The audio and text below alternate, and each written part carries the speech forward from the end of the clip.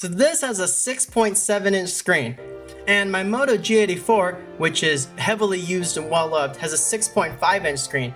But because this phone is such a honka-chonk, it makes the screen look way bigger. Like when you put it up side by side, it's not much bigger, but when I'm holding this, it just seems so much bigger. And even this with the wallet case, so I got cards in here, I got cash in here, and with everything on that, the Unihertz is still bigger and heavier than my phone with the wallet case. So it's taller, wider, thicker. That'd be crazy. That's a lot of phone right there.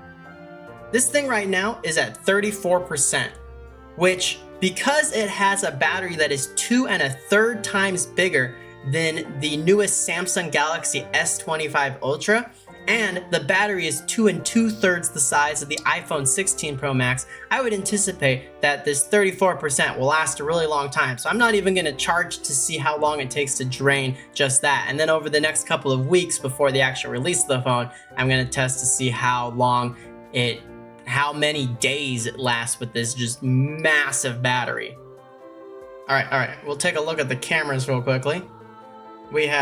So this is the main 50 megapixel camera, and then we have a 3.4 times telephoto.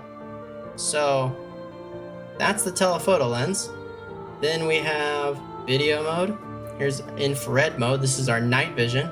I wonder if, oh yeah, look at that. You can see that the IR is lit up. So if we go and we turn infrared off, the light goes off, and then if I tap it again to turn on infrared, boom, little infrared lights turn on. So we're gonna have to do some video testing again in the dark because it won't make any difference. But you can see that the infrared light here is shining onto my monitor, and then it's reflecting back. And then so that is why this camera, you can see the glare on the monitor since it's shining a light directly onto that. So if we, like, for example, if we turn off the infrared, we no longer have the glare on there. But then if we turn on the flashlight, now again, we have the glare right there on the screen.